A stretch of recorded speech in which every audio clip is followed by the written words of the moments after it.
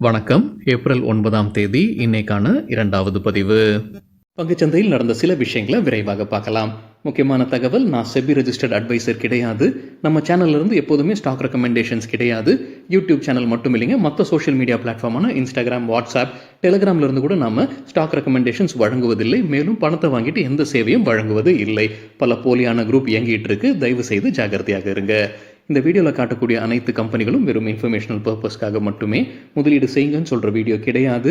எந்த ஒரு முதலீட்லையும் ரிஸ்க் இருக்கும். ரிஸ்க் புரியாமல் இன்வெஸ்ட் செய்யாதீங்க. ரிஸ்க் புரியலன்னா தயவு செய்து இன்வெஸ்ட்மெண்ட்டை தவிர்த்துருங்க. நம்ம ருபி டிரைவர் சேனலை ஆதரிக்கிற அனைத்து நல்ல உள்ளங்களுக்கும் நன்றி. நம்ம மார்க்கெட் ஓப்பன் ஆகிறதுக்கு முன்னாடி உலக மார்க்கெட்ஸ் எப்படி இருந்ததுன்னு பார்க்கும்போது நேற்று யூஎஸ் மார்க்கெட்ஸ் ரெட்டில் தான் க்ளோஸ் ஆயிருக்கு. S&P 500 1.6%, நாஸ்டாக் 2.2% ரெட்டில் க்ளோஸ் ஆகியிருந்திருக்கு. பெரும்பாலான யூரோப்பியன் மார்க்கெட்ஸ் நேற்று க்ரீனில் தான் க்ளோஸ் ஆனது.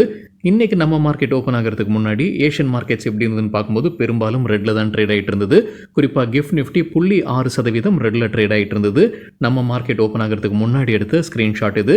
ஜாப்பனீஸ் மார்க்கெட், சைனா மார்க்கெட், குறிப்பாக சைனா, ஹாங்காங் குறிப்பாக, ஏன்னா ட்ரம்ப் போட்ட வரி இன்றைக்கி அமலுக்கு வருது. அவங்க மீது கூடுதலாக அவங்க 50% வரி விதிச்சிருக்கிறாங்க. அது இன்றைக்கு அமலுக்கு வருது. ஸோ அந்த மார்க்கெட்டும் ரெட்டில் தான் இருந்திருக்கு.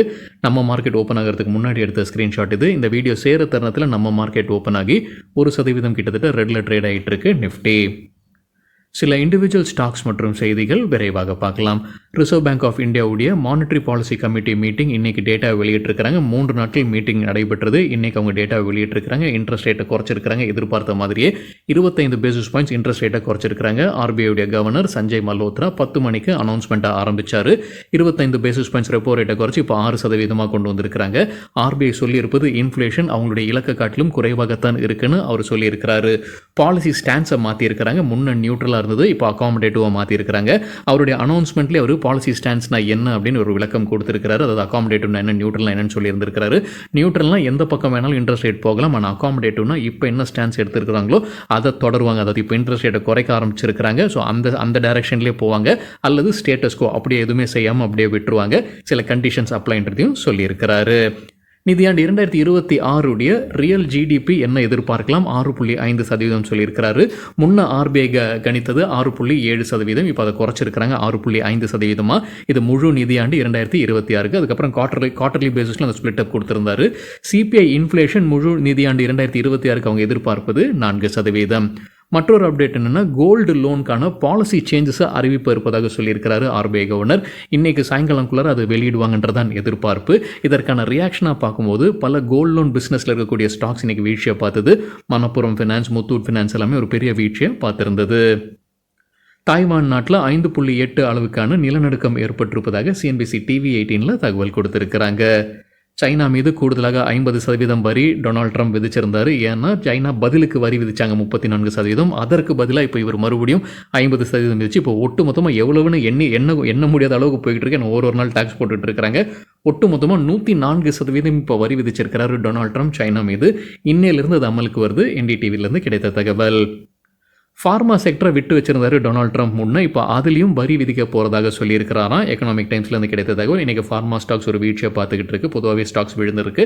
ஆனால் ஃபார்மா ஸ்டாக்ஸ் முன்னே வரி இல்லை அப்படின்ற மாதிரி எதிர்பார்த்துக்கிட்டு இருந்தாங்க. ஆனால் இப்போ ஃபார்மா செக்டர் மீதும் வரி விதிக்க இருக்கிறாரு டொனால்ட் ட்ரம்ப்னு எக்கனாமிக் டைம்ஸில் தகவல் கொடுத்துருக்குறாங்க. ஜி மீடியா தரப்புல அப்டேட் இருக்கு. கம்பெனி ஃபண்ட் ரைசிங் பண்ணுறாங்க. கிட்டத்தட்ட 400 கோடி ரூபாய் வரைக்கும் ஃபாரின் கரன்சி கன்வெர்ட்டிபிள் பாண்ட்ஸ் வழியாக ஃபண்ட் ரைசிங் பண்ண இருக்கிறாங்க. சொனாட்டா சாஃப்ட்வேர் குறித்து மணி கண்ட்ரோல்லேருந்து கிடைத்த ஒரு தகவல். கம்பெனியுடைய ஷேர்ஸை டாடா மியூச்சுவல் ஃபண்ட் விற்பனை செய்திருக்கிறாங்க. 15 லட்சம் ஈக்விட்டி ஷேர்ஸ். சராசரியாக ஒரு ஷேர் விலை 304 ரூபாய் 8 பைசான்னு ஷேர்ஸை விற்பனை செய்திருக்கிறாங்க.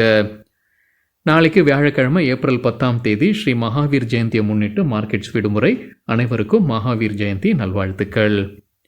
ஃபீனிக்ஸ் மில்ஸ் குறித்து NDTV ப்ராஃபிட்லேருந்து கிடைத்த ஒரு தகவல். Q4க்கான பிஸ்னஸ் அப்டேட் வெளியிட்டிருக்கிறாங்க.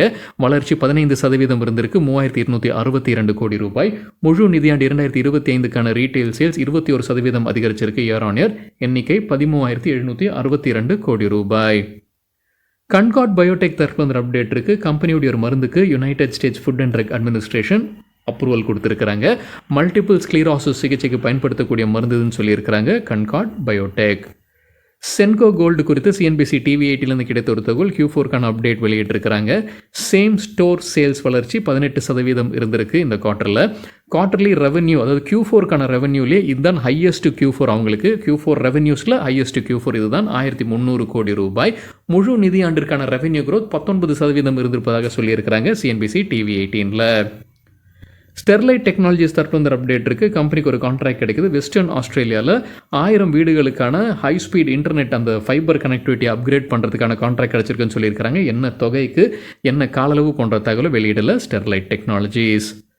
விஷால் மெகா மார்ட் குறித்து என்டிடிவி ப்ராஃபிட்லேருந்து கிடைத்த ஒரு தகவல். புதிதாக 2 அனலிஸ்ட் கவரேஜ் கொடுத்துருக்காங்க விஷால் மெகா மார்ட்டுக்கு. 2 பேரும் வெவ்வேறு ஒப்பீனியனை கொடுத்துருக்காங்க. ஜெஃப்ரீஸ் பர்ன்ஸ்டைன் தான் இப்போ இனிஷியேட் பண்ணியிருக்காங்க. ஜெஃப்ரீஸ் வந்து பை ரேட்டிங் கொடுத்துருக்காங்க விஷால் மெகா மார்ட்டுக்கு. எதிர்பார்க்குற டார்கெட் 125. ஆனால் பர்ன்ஸ்டைன் எதிர்மறையாக கொடுத்துருக்காங்க. அண்டர் பர்ஃபார்ம் ரேட்டிங் கொடுத்துருக்காங்க. எதிர்பார்க்குற டார்கெட் 90 ரூபாய். அதாவது அனலிஸ்ட் கொடுத்துருக்கக்கூடிய டார்கெட்லேயே அனைத்து அனலிஸ்ட்டும் இந்த விஷால் மெகா மார்ட்டுக்கு கொடுத்துருக்கிற டார்கெட்லேயே குறைவாக கொடுத்துருப்பது பர்ன்ஸ்டைன் தான். ஜேபி மார்கன் மற்றும் மார்கன் ஸ்டான்லி விஷால் மெகா மார்ட்டுக்கு வந்து கவரேஜ் இனிஷியேட் பண்ணியிருந்தாங்க ஜனவரி மாதத்தில். ஜேபி மார்கன் வந்து ஓவர் வெயிட் ரேட்டிங் கொடுத்துருக்காங்க 2 பேரும். ஜேபி மார்கன் கொடுத்துருக்கிற டார்கெட் வந்து 125. மார்கன் ஸ்டான்லி கொடுத்துருந்த டார்கெட் 161. இப்போ 105 லெவலில் ட்ரேட் ஆகிட்டு இருக்கு விஷால் மெகா மார்ட். கார்டன் ரீட் ஷிப் பில்டர்ஸ் தரப்பு வந்து அப்டேட் இருக்குது. அவங்களுக்கு ஜியாலஜிக்கல் சர்வே ஆஃப் இந்திய அரசாங்கத்துக்கிட்ட இருந்து ஒரு கான்ட்ராக்ட் கிடைக்குது. கிட்டத்தட்ட 490 crore ரூபாய்க்கானது.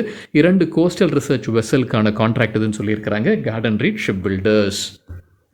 Axis Securities mid cap செக்டரில் அதிகமாக டிவிடெண்ட் ஈல்ட்ஸ் கொடுக்கக்கூடிய ஸ்டாக்ஸுடைய பட்டியல் கொடுத்துருக்காங்க. அதாவது கடந்த 12 மாதத்தில் எவ்வளோ டிவிடெண்ட் கொடுத்துருக்காங்க, அதற்கு ஏற்ப எவ்வளோ டிவிடெண்ட் ஈல்டுன்றது கொடுத்துருக்கிற ஒட்டுமொத்த டிவிடெண்ட் டிவைடட் பை என்ன ஷேர் ப்ரைஸ் அப்படின்றது. ஸோ அது கடந்த 12 மாதத்தில் எவ்வளோ டிவிடெண்ட் கொடுத்துருக்காங்க, என்ன ஷேர் ப்ரைஸ், அது ரெண்டையும் டிவைட் பண்ணுறாங்க. எக்கனாமிக் டைம்ஸ்லேருந்து கிடைத்த தகவல் நமக்கு அந்த பட்டியலை விரைவாக பார்க்கலாம். நால்கோ கடந்த 12 மாதத்தில் கொடுத்துருக்கிற டிவிடெண்ட் வந்து 10 ரூபாய். அதற்கான டிவிடெண்ட் ஈல்டு 7%. என்எம்டிசி கொடுத்துருக்கிற டிவிடெண்ட் 3 ரூபாய் 80 பைசா. Dividend yield 6%. எல்லாமே கடந்த 12 மாதத்திற்கானதுங்க. இந்திரபிரஸ்தா கேஸ் 10.5 ரூபாய் டிவிடெண்ட் கொடுத்திருக்காங்க. Dividend yield 6%. Canara bank 3.22 dividend yield 4%. Oil India 12 ரூபாய் 50 பைசா, அதற்குரிய டிவிடெண்ட் ஈல்ட் 4%. பெட்ரோநெட் எல்என்ஜி 10% பண்ணிக்கும் 10 ரூபாய் டிவிடெண்ட் ஈல்ட் 4%. நிப்பான் லைஃப் இந்தியா அசெட் மேனேஜ்மெண்ட் 19 ரூபாய் டிவிடெண்ட் கொடுத்திருக்காங்க கடந்த 12 மாதத்தில். Dividend yield 4%. ஆரக்கிள் ஃபினான்ஷியல் 240 ரூபாய் டிவிடெண்ட் கொடுத்திருக்காங்க. அதற்கான dividend yield 3%. Bank of Maharashtra 1 ரூபாய் 40 பைசா கொடுத்திருக்காங்க டிவிடெண்டாக. அதற்குரிய டிவிடெண்ட் ஈல்ட் 3%. HPCL 11 ரூபாய் டிவிடெண்ட் கொடுத்திருக்காங்க. Dividend yield 3%.